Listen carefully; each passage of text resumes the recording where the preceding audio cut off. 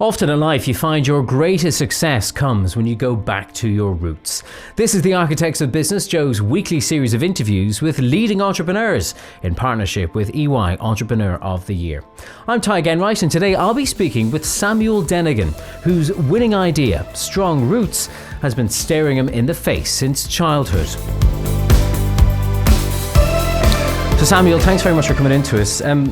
Strong Roots, it's really such an apt name, isn't it? Because I know you kind of grew up with a vegetable business all around you. Yeah, it comes from three things. We started off with a completely different brand for the business, and I'd actually started the project maybe 3 or 4 years before we came around to ending up with Strong Roots. And Strong Roots was a lot to do with my background in the family business and within agriculture in particular.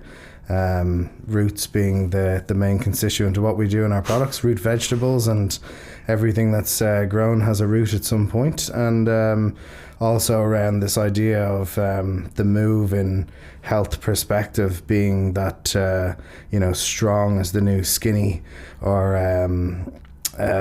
just a healthier lifestyle way of being. So it was actually a tagline originally, and then as we developed out the brand and guidelines, we settled on Strong Roots, and we've never looked back since. What was the old brand, or the old idea? The same as the trading company. It's called Handy Food. Originally the business was going to be a kids food brand, which we're now actually revisiting to see if we can play a part with Strong Roots.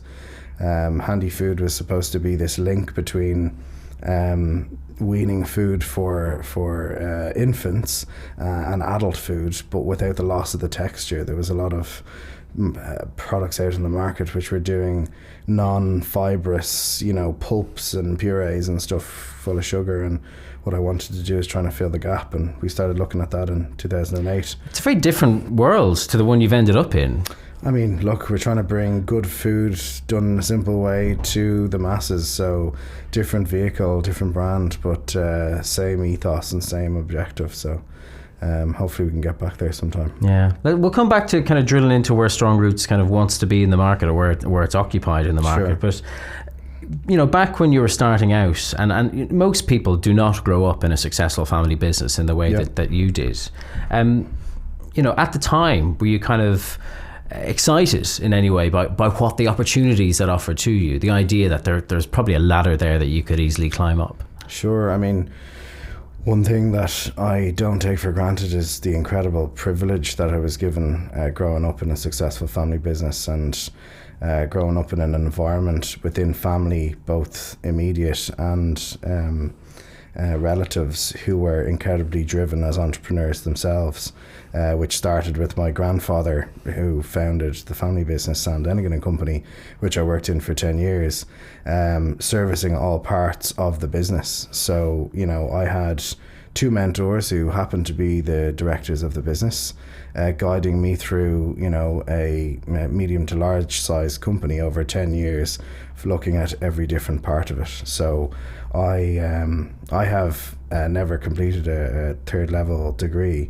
I got my education on the ground, hands-on, and couldn't be better. So the privilege both to have that and to experience it has been phenomenal.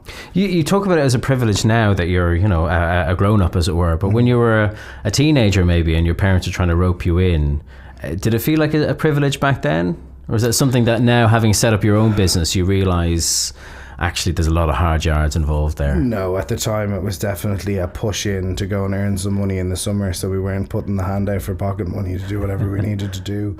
It was packing boxes and cleaning floors and, being taught a lesson, but at the same time not really knowing that was part of the equation, and definitely didn't appreciate it until late teens, early 20s, when I was part of the business proper. And at that stage, did you think that, this is it now, I'm going to maybe one day run this empire, as opposed to striking out by yourself?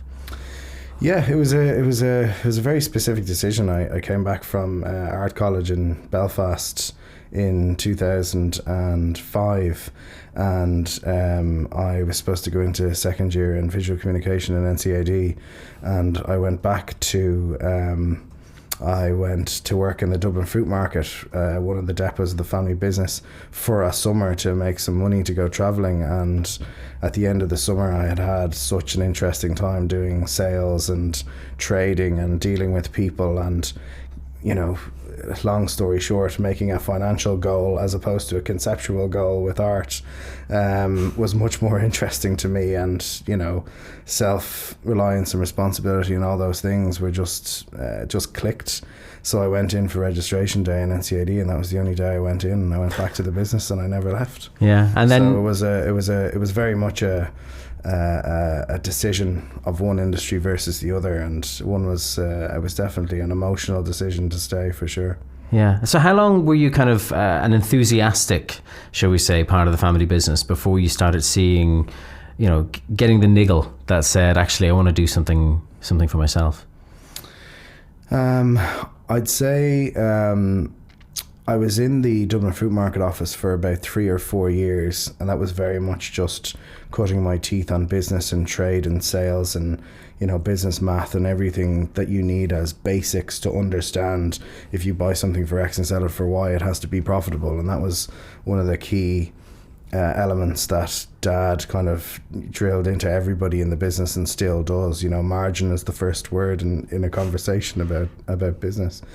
And I think when I left the fruit market to go to the head office, which is out in North County Dublin, which deals with more retail versus wholesale and food service, I saw what the difference was in scope for business in general. So, you know, trying to trade with small, you know, companies and individuals gets you this far, but when you have a bigger scope and bigger distribution, it became much more interesting to me. And things like systems and supply chain and IT related to the food business was actually what got me super interested, because times were changing.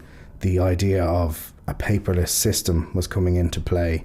And in Ireland, it was still quite backward. There was few people using technology to change business. And that's what got me hooked. It was being able to use technology for growth. That's still something we apply to the business now. But was there a particular trigger point along the way that kind of made you think, do you know something, I've got an idea here that I want to grow by myself? Yeah, it was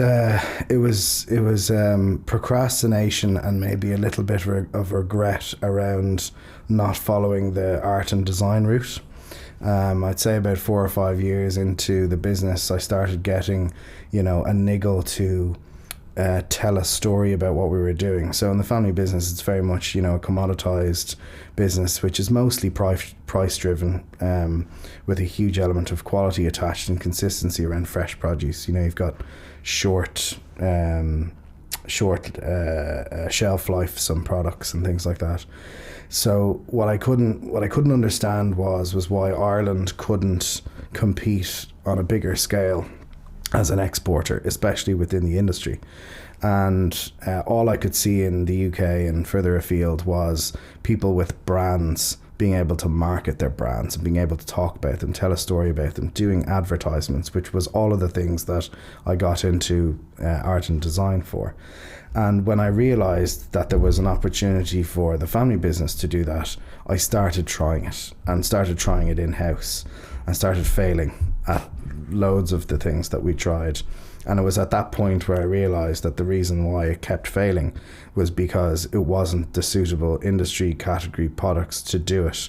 And that was the moment at which I realized this isn't going to work in this circumstance. And then took another 5 years to figure out how to do it. So clearly you think branding is very important. Is it more important than product? No. Product is always the most important thing. With food in particular, I think it's taste of product is the most important thing, then quality, because while you can create a brand, you can convince people to pick something up off the shelf, but if you don't have a positive experience with that that product or moment, you're not going to get a repeat customer. And that's what you're trying to do. You're trying to build a loyalty and build a customer base. if you believe, and I certainly do, the board be a promise about Irish food being, world class and some of the best out there, it sounds like you're saying that actually there's a bit of an absence of branding expertise being applied to it. I mean, I think you use Kerrygold as an example, is where actually everyone came together and started selling under one brand. But I mean, what do you think, from your perspective, has been lacking in the branding industry here? It's a really interesting question, and it's something that I've had a number of conversations about recently. I think that the day of leaning on brand Ireland for specific markets has gone. I think Ireland plays a huge role in specific things, in particular dairy, beef, other industries where it is a seal of approval for chefs and consumers where they purchase it. But for other emerging categories, especially the area that we play in, it's less than relevant. And I think brand Ireland is hugely advantageous, and we're looking at trying to become an Irish manufacturer as well as everything else, because we want to be part of that story. But I think that the biggest lesson in this is it's not always, you can't always paint everything with the one brush, and it's about who your consumer is, what they want, not what's being said. So listen, back to the product, which, as you say yourself, is the most absolutely the most important. You started out with frozen sweet potato fries, which right. I know myself, you kind of go out to look for it sometimes, and you can't find it. Where did that brainwave come from? What was the product that you felt? Why did you pick that product as the one to put you on the map? It's like, 3 avenues into that happening, all sort of merging into one. The first one was I was buying sweet potato as a new product into the market. The easiest example to make is baby potatoes, 10 years ago in the market were less than 5%, and now they're 15% of the market of total potato sales, there or thereabouts. Sweet potato are kind of seeing the same growth over time, where people are switching consumption habits to perceived healthier or complex carbohydrates versus the starchy ones that you find in potato. So in the fresh business, in the family business, you can see trends of consumption change first, because who buys and changes the trends? It's high-end restaurants, people like chefs who are doing investigation on different tastes, different trends, etc. So first, the trend changes in wholesale and food service. Then it changes in fresh raw materials from the cookbooks that people buy. So if Jamie Oliver is making a recipe, or another celebrity chef is making a recipe on the TV, then people want to make that recipe. So they go out and pull for demand products from the retail environment. So things like sweet potato and even simpler things like cherry tomatoes, like 20 years ago, just didn't exist. They were just small tomatoes. So all of these things were pulled by chefs and from the industry. Then what happens is most of them are not commercially viable. So if you want to do them as a retail product for mass, it can't happen. And that's exactly what happened with sweet potato.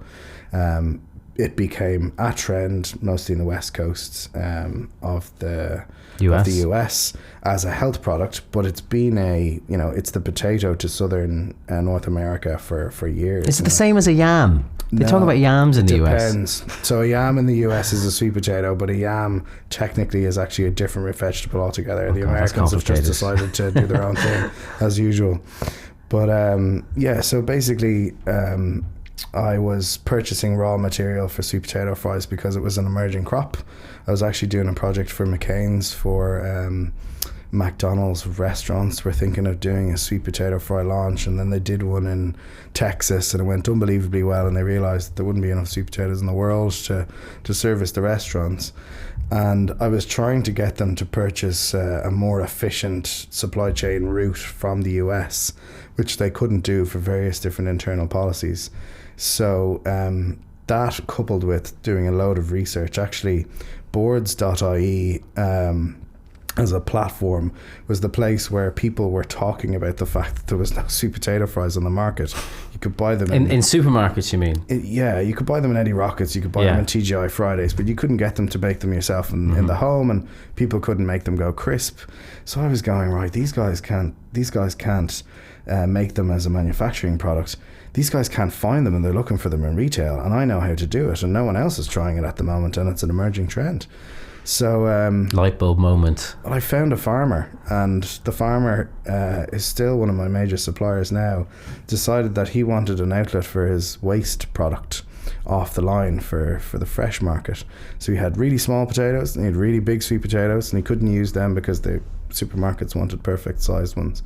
So I said, look, if you make a sweet potato fry factory and you give me Europe as a distribution area, I'll sell all of your sweet potato fries in Europe. And that's what we do.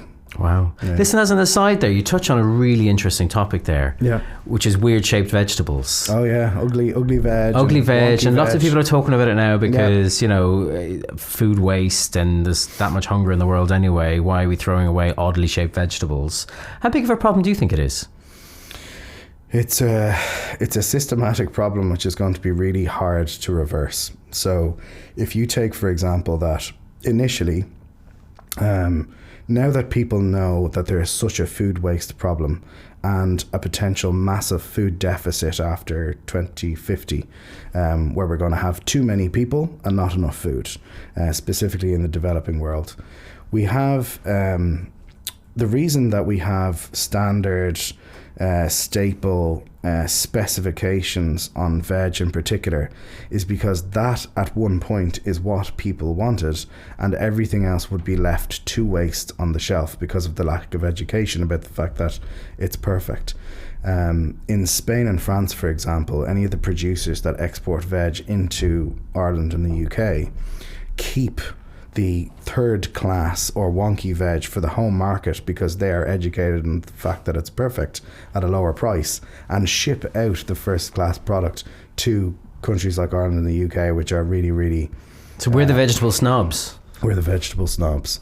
Now that all of the supermarkets, all of the growers, and all of the seed companies and everyone all the way down through the supply chain, vertically integrated, have built their businesses around doing the perfect courgette, the perfect sliced potato, great skin finish, you know, ready to eat basically after giving it a rinse under the tap.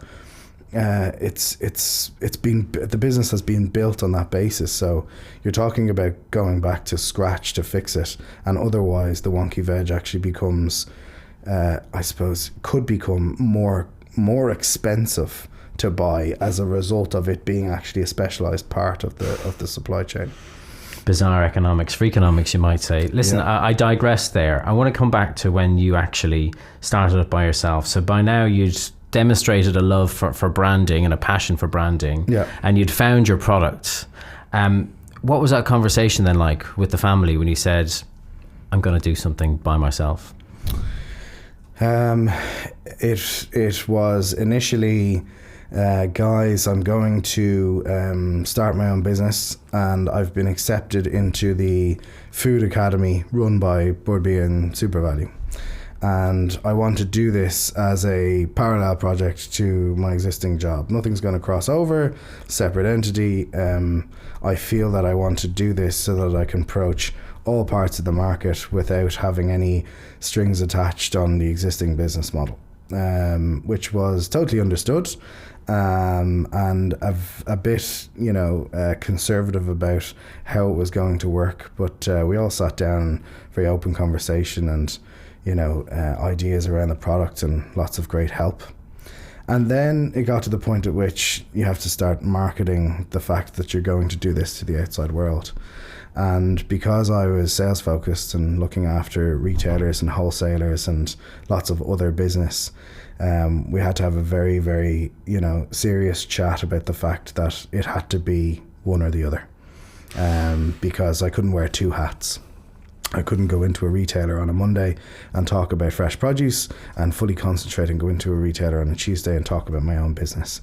So it was a there's a place for you here forever. and stay, or if you want to pursue this, you'll have to go. So I decided to go, and they're now a supplier and a supply chain provider and mentors and conciliaries, and it's actually been massively beneficial. It all sounds very, very friendly and very kind of pragmatic. I mean, was there any emotional element to it where you kind of felt like you were... Of course. Yeah, I was third generation. I think the goal, especially for my dad, is to see it, pass on.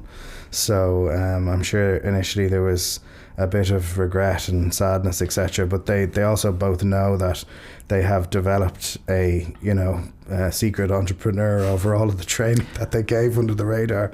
So I don't think they were that surprised. Did you ever wonder though? Could you have done it? Within under the roof of the same business. It could be your project, but still with all that kind of almost that safety net that being part of an established business gives you. Yeah, definitely considered it. The wherewithal and the resources and the teams and the distribution network and everything that was there would have massively helped the scenario, but it's not within branding, and marketing and export is not within the business model. So for those reasons, it had to be done as a separate product in parallel. So Samuel, how did you hit the ground running with this product? So I departed from the family business in April of 15 and spent about 6 months developing the supply chain route for one product, one single SKU, and the brand. SKU being an item that's going to end up in a supermarket shelf. Keeping unit or a product, yeah. So we had gone through Food Academy, and we had been given an amount of stores. I think it was about 20 stores to start with, which wasn't enough because the minimum order that I could buy was a container load of product. Factories in general around food don't really get out of bed for anything less than a container, especially if it's a new business, so that they can clean their hands of it if it doesn't go to plan. So I had convinced a farmer who owned a factory to make and buy the packaging and the products and charge me CIF, which is carriage insurance and freight, all the way to the port of Dublin, which is quite unusual for a business that is starting up. Normally you're throwing much more cost on top. We figured out what the supply routes were. And then I went about trying to increase the distribution, which was something that's not really done in Food Academy. They give you 20 stores because they want you to grow and learn and understand the business. Having been in the business for 10 years previously to that, I knew what to do. I knew how to go about it. So basically I called the guy who looked after Super Value Food Academy, and I said, look, this is going to be a big product for you. And he believed in it too. And I said, 20 stores isn't going to cut it. And he said, but you're going to have to play the game. So I said, look, I'm going to get 20 stores listed and trading in the first week. Then what can you give me? And he said, look, if you can get the 20 stores going and I can see the figures going through, we'll up it and try and double it or something like that. And I said, right, I need at least 50. And then I said, when I get 50 up and trading that you're happy with, what are you going to give me after that? So he said, I'll give you all of Leinster, and we'll list you for all of Leinster within the Food Academy fixture, which was the second frozen Food Academy product. So it was kind of out of the norm. And then, as you can imagine, the conversation kept getting bigger and bigger because I knew I needed national distribution across Super Value to make this work. There's approximately 60 to 80,000 packs on a container, and I needed to sell all of those in 120 days because the stocking loan, which is normally used for buying cars for garages that the bank gave me, had to be paid in 120 days. So you had to, that first container had to sell within 120 days from the day it landed. Helpful the fact that it's frozen, I guess. Yeah, no, it has a 2-year shelf life, thankfully. Right. But I knew that I was going to need a really strong relationship with the bank going forward, because we had scoped this to be a much, much bigger business. So literally, there was myself and my now director of global brand strategy, who was my first employee, Indira, in 2 vans. She couldn't drive, so we had to get a driver for her. I drove the other van, and we literally just went door to door. Shop door to shop door. Shop door to shop door. And in the first 2 weeks, we did 100 stores listed, and we had 100 different credit accounts that we had to deal with the paperwork for. And we got the sales going, and I got a call to say, we're going to put you national distribution because you've done the sales and this is going to be a big product. Yeah. So they believed in it and they took it. So what kind of shop doors were you knocking on? Every single Super Value in the Leinster area. Because of course a lot of them are privately, or most Super Values are privately owned, aren't they? Yeah, it's a franchise. Correct, yeah. We went to every single one. I was thrown out of a few, so we sent Indira into the same one that I was thrown out of. It was actually a great time, and that hands-on piece is something that I had taken from the family business growing up. It was very, very hands-on environment, and that's what you have to do. And was that approach essential, or is this governed by the fact, and talk to me a little bit more about the finance that the bank gave you? Gave you enough money to buy this container load of stuff. How much money are we talking about? Let's say around 80,000. 80,000 euro. Yeah. Okay, so and that was the money you had, and you spent it on chips, sweet potato fries, yep. And you had to flog it all within 120 days, and that was what gave you the money to buy more. Yeah, I went into the local branch of Bank of Ireland in Glasnevin and met the bank manager, or the business manager, and I had a business plan, and I said, look, I have a contract. This is the way it's going to go. I need this amount of money. This is what I need it for. This is the way it's going to go. And then after that, I'm going to be coming back to you, hopefully, for another one. And he said, okay, all of the usual things with the bank, you're going to have to guarantee this and blah, blah, blah. And I said, look, I believe in it, and I've been working very hard on the business model. And then he said, I think we should get yourself and your wife to come in as well. So Amelia came in, and we both sat there, and I think it was very much this is not a normal circumstance. We have a product that will work, but let's make sure everyone is on board in this scenario. So Amelia came in, and we still talk about that whole pitch to the guy, which was kind of a rehash of what I'd done before with even more info. Is Amelia involved with the business? Very much so. Oh, okay. She's my partner in life, so she's my conciliary every night. She's not directly as an employee in the business, but okay. So it's kind of, shall we say, emotional support, as it were, in the way that any spouse of an entrepreneur is involved. Yeah. No, she's a talented economist. She has her own job, but she's just daily involved. Interesting to hear the bank manager kind of holding you both over the coals to make sure you're both committed to it. I think the fact that she was an economist for the Central Bank of Ireland made a huge difference in that scenario. No doubt. He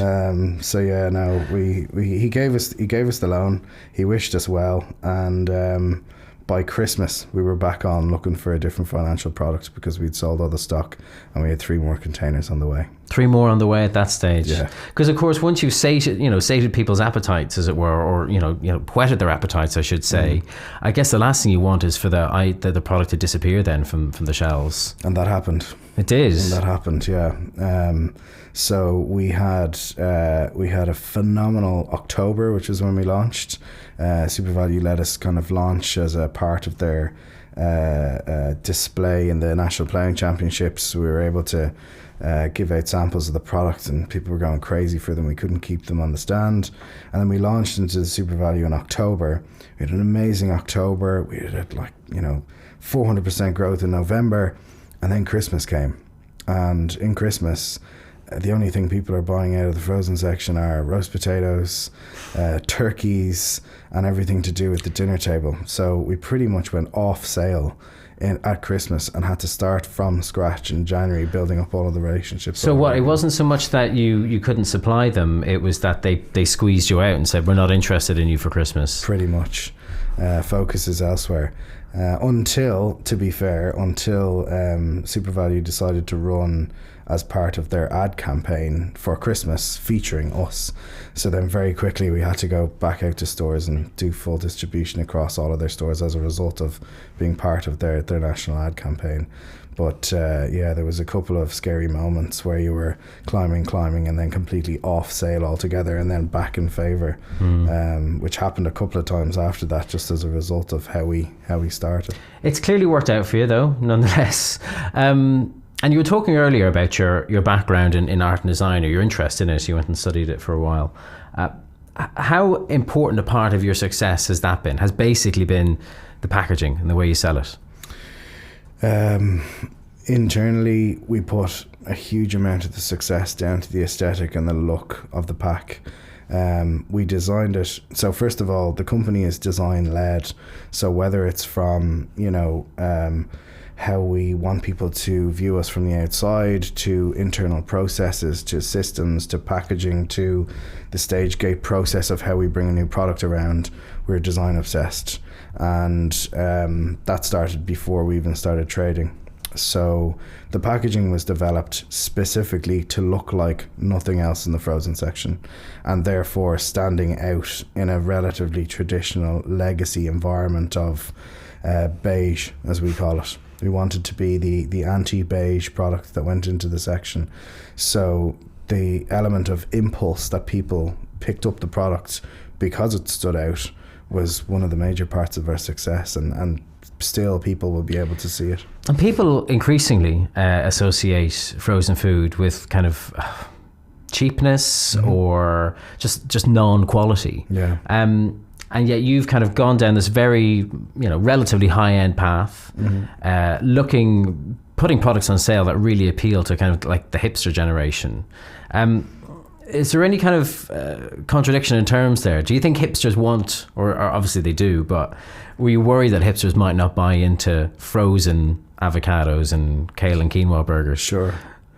Perception of frozen is massively changing. When we started, it was a difficult sell. You're asking people to come into an aisle that they don't normally come into. But what our advantage has been is that we're actually pulling people into a section that they don't normally come to.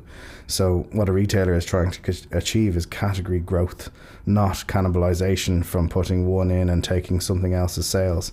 We're bringing a consumer in that they didn't have before, from a health perspective, from a paleo perspective, from a vegan vegetarian one, and those people didn't have anywhere to shop in the frozen section before and now have a reason to come. And that's been directed by our heavily influenced social media strategy, which we've done from the start, as well as the fan base that we've generated after doing things like tastings and food truck and various other vehicles that we have. But to answer your point about the overall kind of perception of frozen now, specifically in the US, it's a destination shop for health. You've got people like Gwyneth Paltrow, who's investing in a company called Daily Harvest, which is not dissimilar to ourselves, a health brand based around convenience, ingredient, product and frozen section, as well as bigger players like Beyond Meat and some of the legacy brands now even trying to change their perspective on how they sell in frozen. So it's changing for the better. I mean, you mentioned there Beyond Meat, and all your products are plant-based. It's not to say they're just for vegetarians. You can obviously have your sweet potato fries inside of a steak. Very important, yeah. But I mean, how important? How much are you trying to appeal to that vegetarian and vegan market? How much of your product do you want to be the meal or the accompaniment? The vegan and vegetarian side of our business is definitely smaller than the mainstay side of the business. We are a plant-based offering, and we are leaning much more into the environmental responsibility element of that plant-based piece, because that's what the consumer is asking us for. We're inundated with suggestions, calls, personal handwritten letters to talk about things like sustainable and compostable and recyclable packaging, ethically sourcing of ingredients, which we already have, but they want it called out and they want us to be part of the movement. So we're answering them, and we're saying we're getting very, very firmly on board in the future, because the moderation of the consumption of animals and meat is a positive for the environment. We eat meat. We are not in a circumstance where we're saying that this is bad, but there is so much proof and fact out there about and flexitarianism is coming into vogue as well, with people not so much giving up meat but just cutting down on their meat for health reasons as well as the environment. I'm not a medical professional. I can't speak specifically about the health reason piece, but flexitarianism is something that's driving our growth in sales. People are eating plant-based diet during the week, and they're having an indulgence with meat at the weekend. Lots of people are non-dairy now, and the growth in non-dairy alternatives based on nuts and oats and other things are in huge growth. The consumer is asking for these things, so that's what drives our growth, is listening to the consumer and giving them what they're looking for. So you've demonstrated, I suppose, an ability to adapt very quickly to what consumers want. And in fact, your whole reason for being is giving consumers something that they weren't being given, that they wanted and weren't being given before. Absolutely. The bigger you get, does responding to those emerging trends become more difficult? Yes. The bigger we get, the less agile, the more challenging agility is. I'm a big advocate of Steve Jobs, and he has this great interview about we're still a startup, no matter what size we are. And the way we view it internally is that we need to keep the ethos and maintain status as a challenger brand, so that we don't slip into this kind of constant routine of changing packaging as opposed to innovating products. Last year we developed in the first year we developed one product. In the second year we developed 3 extra products. Last year we developed 5 extra products, and in the next 12 months we're going to bring out about 5 or 6 new products. Some will work, some will not work, but the point is that we're continuing to challenge the market on what the new staple can be. What are the new products coming down the line? Oh, I can't tell you that. I'll go on, give us a clue. We're going to stick with a lot of the on-trend vegetables. So you're going to see a lot more use of cauliflower from us. You're going to see a new category outside of frozen for us. And we have a great head of product that we hired in the last 6 months, and she's working away in a Willy Wonka chocolate factory type way to develop what's next for us for the next 2 and 3 years. Lots going on. Yeah, I mean, it does sound like it. I love roasted cauliflower. It's very much something to chase after these days. You were mentioning there, though, that this kind of constant culture of being a disruptor and always being the challenger. I mean, it's something you see in companies like Facebook as well, where they think that they're constantly a challenger or a disruptor. Although, of course, as we all know, they have a stranglehold on the social media market. Is there ever a danger that trying to maintain a culture like that, even when you do become pretty big, is just BS? I think the answer to your question is the proof in what has come before, which is, big consumer packaged goods companies acquire smaller companies in order to not have to understand trends and invest millions in new product development. That has been the purpose for smaller food companies for the last 5 to 10 years, and food investment has become closer to tech in the last 2 and 3 years, to a huge scale, especially in the USA. I think what we do is very unique, and what we're trying to do is change a market versus exist in one that's already there. What I set out to do, and what the company is trying to do, is become a destination shop within frozen at the moment as a green grocer in a different part of the store. You can come, you can have a whole meal, but you can also be, what we want is the consumer to be the hero. So if you take we use this anecdote about Sir Edmund Hillary and Sherpa Tenzing. You know better than me. And basically, you know, we're the Sherpa. We're making sure that you get there, but by preparing the meals 75% of the way for you to actually create the meal yourself. So whether your sweet potato fries are on the side or whether you're using a kale and quinoa burger as a filling, you're making it. We're just assisting. And that's what the ethos is. So if we become a McCain's or a, you know, another legacy brand, we've failed. And but listen, I have to ask you, because you've brought it up yourself. You talk about the big giants going around and innovating by buying smaller companies. You know, is that something that could happen to Strong Roots someday? Is a McCain or a Bird's Eye or whoever, you know, would you be open to an offer like that, or even working with them if it meant spreading your distribution further? Yeah, I mean, I've been very open about this in the past. It's about strategic partnership for me. So what I'm looking to do is grow the brand to its full extent, and we're trying to grow a global brand. If I have a network and a vehicle like one of the bigger companies to do that with in assistance, yes, of course. I'm not naive, and I'm also in business.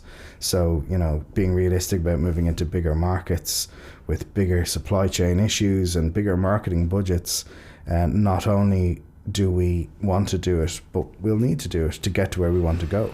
But listen, you're already making great strides in the UK, which I think, is that your only international market at this stage, or are you elsewhere too? No, we've got a few. UK is the biggest, obviously. At the end of this year, it's going to be about 50% of our business, actually.